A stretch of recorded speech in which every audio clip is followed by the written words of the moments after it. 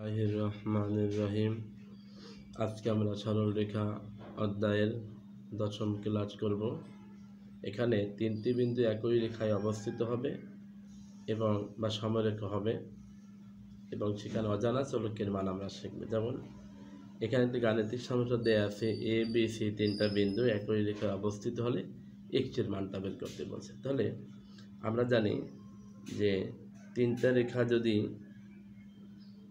একই সরলরেখায় থাকে তাহলে ওই রেখা 3টি দ্বারা যে ক্ষেত্রফল মানে ত্রিভুজের ক্ষেত্রফল বের করব তার মানটা 0 হবে। তাহলে আমরা আগে এবিসি দ্বারা গঠিত ক্ষেত্রফল ত্রিভুজের ক্ষেত্রফল বের করব। এবিসি দ্বারা গঠিত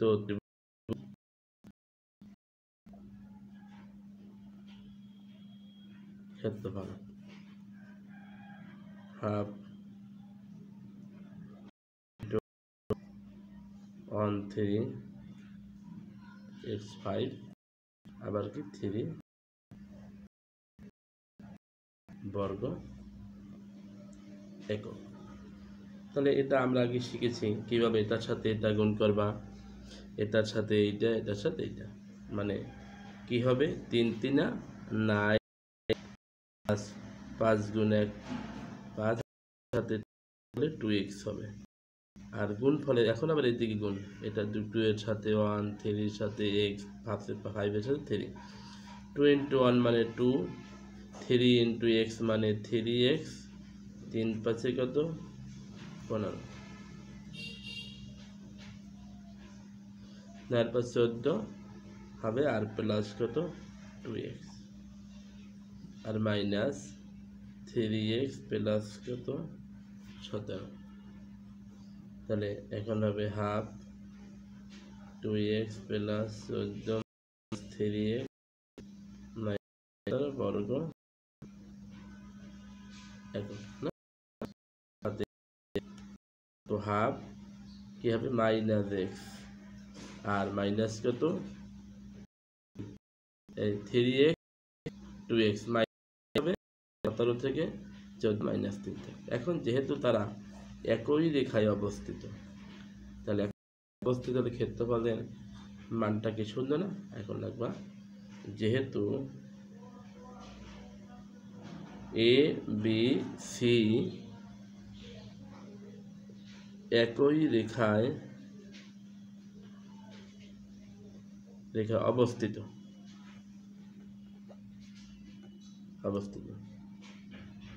তাই ক্ষেত্রফলের মান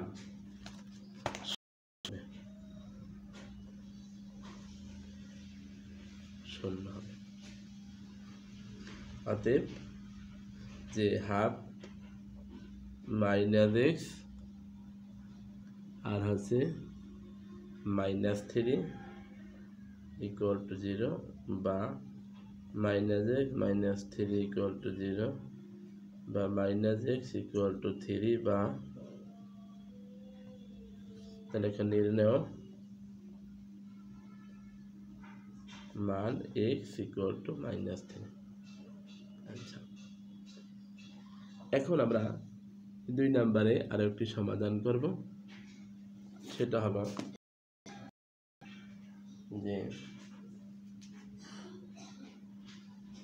3টা বিন্দু, এই একটা বিন্দু একটা ত্রিভুজের 3টা শীর্ষবিন্দুর সাথে 2 এবং মাইনাস 1।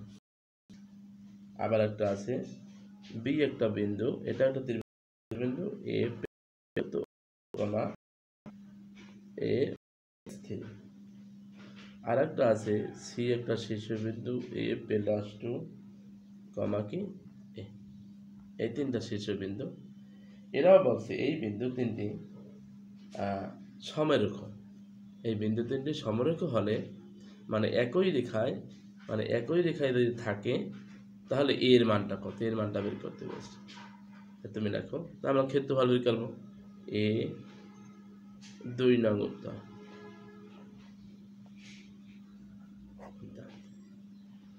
আমরা কি লিখবো এ বি সি বিন্দু তিনটি দ্বারা গঠিত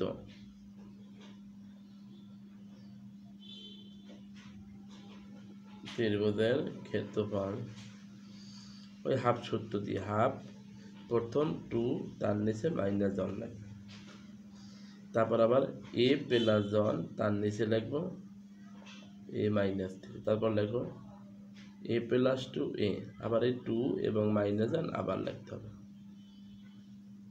বর্গ একক।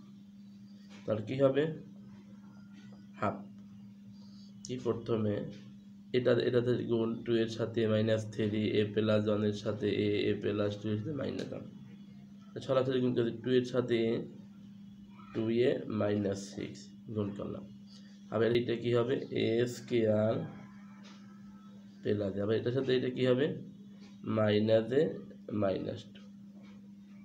একইভাবে -a -1, এটার সাথে এটা কি হবে a square plus 2a -3a -6, আবার প্লাস কত 2a, half a square plus 2a -a। এখানে কি হবে a স্কয়ার থাকবে, আবার কত লক্ষ্য করো এই 2a আর 2a 4a আর এই -4a, তাহলে a বাদ যাবে, এইটা যোগ করলে 4 হবে, -3 -4 হবে, তাহলে এগুলো সব বাতিল যাবে, আর a স্কয়ার থাকবে -6 -1 মানে -7 থাকবে। Half a square plus 2a -8 -a square plus হবে 7, এটা বাদ যাবে, তাহলে 2a -8 প্লাস 7 -1 হবে, এটা হবে এত বর্গ একক। এখন আগের মতো সমরেখ হলে ক্ষেত্রফল 0 হবে, তাহলে দেখো a b c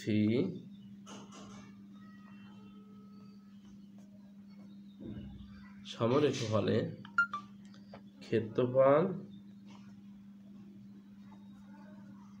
ক্ষেত্রফলের মান 0 হবে, অতএব কি লিখতে পারি হাফ 2a -1 = 0, এটা আমরা লিখতে পারি, বা 2a -1 = 0, তাহলে বাকি লিখতে পারি 2a = 1 বা a = হাফ। তার নির্ণয় মান আমরা কি পাই, নির্ণয় মান a = হাফ।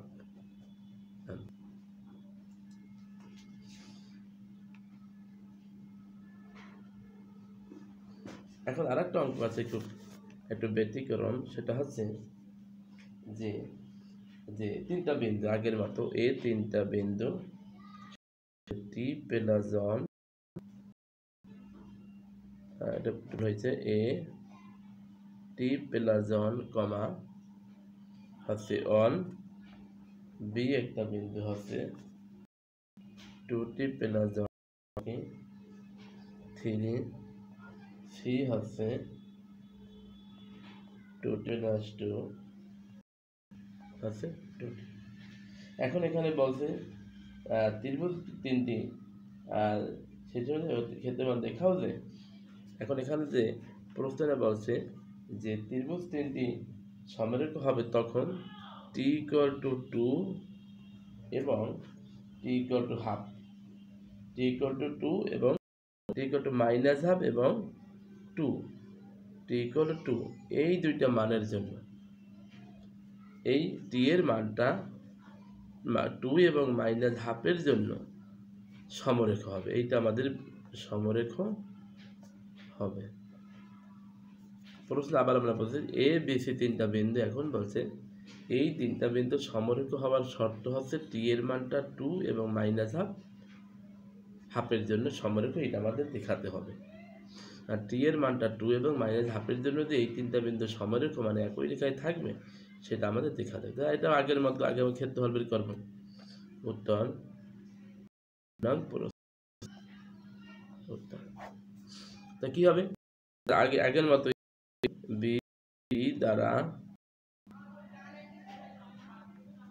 গঠিত ক্ষেত্রফল দেখো হাফ কি হবে টি প্লাস 1 অন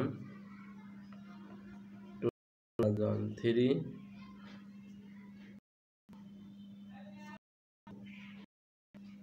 অন অতএব রাখো half 3t plus 3 4t square plus t আবার 2t প্লাস 2 আবার একইভাবে 2t plus 1 6t plus 6 2t square plus কত 2t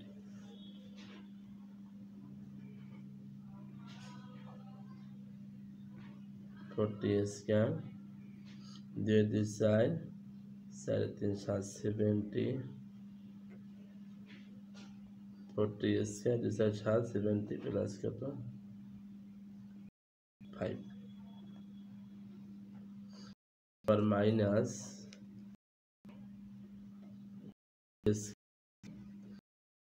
10টি 10টি হবে 6 আর 1 7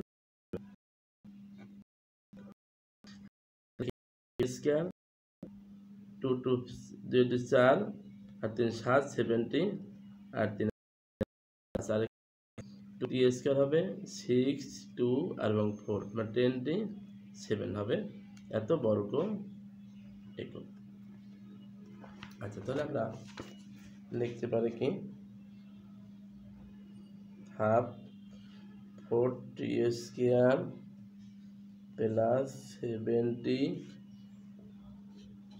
70 প্লাস 5 ব্র্যাকেট উঠাই দিলে মাইনাস দিয়ে গুণ হবে অর্থাৎ 2t square minus 10t minus 7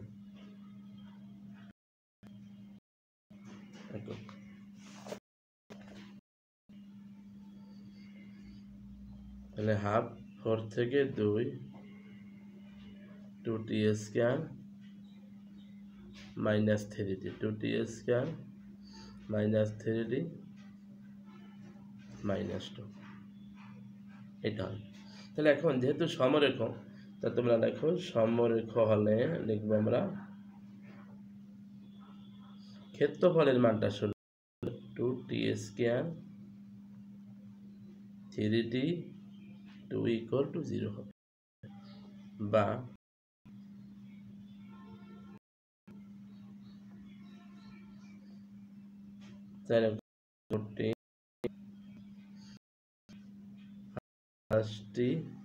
minus 2 0 বা 2t কমন না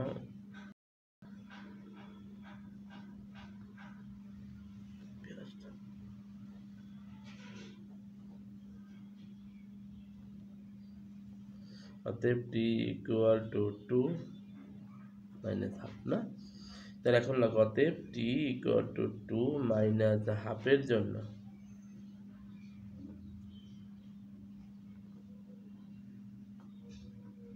সমরেখ হবে না।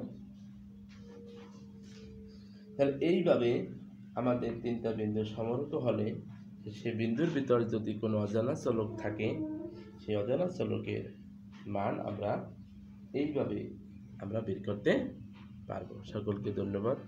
এই গাণিতিক সমস্যাগুলো খুবই গুরুত্বপূর্ণ পরীক্ষায় আসার মতো তা সবাই মনোযোগ দিয়ে দেখবে এবং শিখবে। আল্লাহ হাফেজ। আসসালামু আলাইকুম ওয়া রাহমাতুল্লাহ।